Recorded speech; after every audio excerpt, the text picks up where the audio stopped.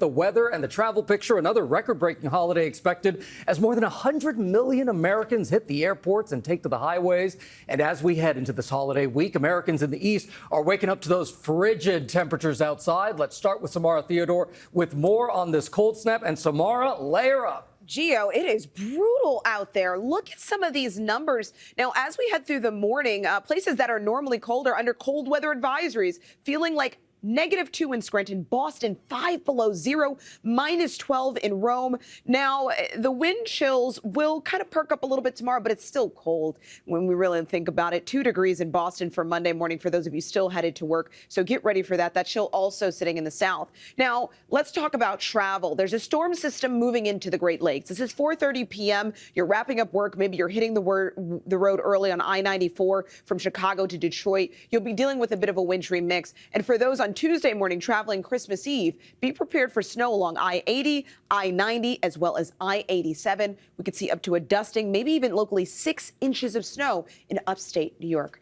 That's a look at the forecast. Janae, back to you. Oh, man, Samara, thank you for that. Those temperatures are so cold. Meanwhile, the TSA expects to screen 40 million passengers nationwide, with 4 million traveling through Atlanta's airport, the very busiest in the whole world, by January 2nd. That's where ABC's Faith Abube is right now. Faith, we can see how busy it is behind you. Good morning.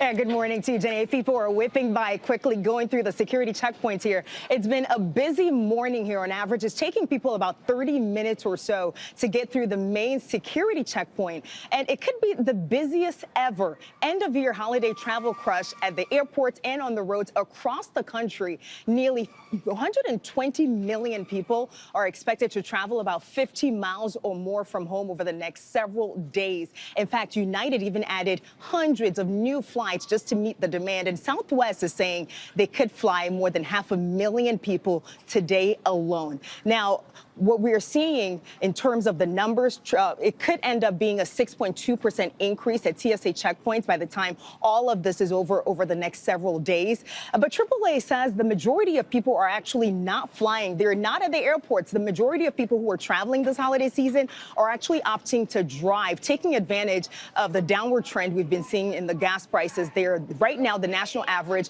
is about $3 a gallon. And so beating the traffic on the roads this holiday season will take some planning. Usually the mornings are better. Today specifically, you want to leave before noon. The worst travel times in terms of heavy traffic will be between 3 p.m. and 8 p.m. today. Now, if you want to avoid even more traffic, perhaps maybe you wait until Christmas Eve or even Christmas Day to leave, because a lot of people would have already started their celebrations. They'll be indoors, and the roads could open up for you all the way to Grandma's house. Will? Good advice. No matter where you're going, pack your patience. Faith Abube, thank you so much.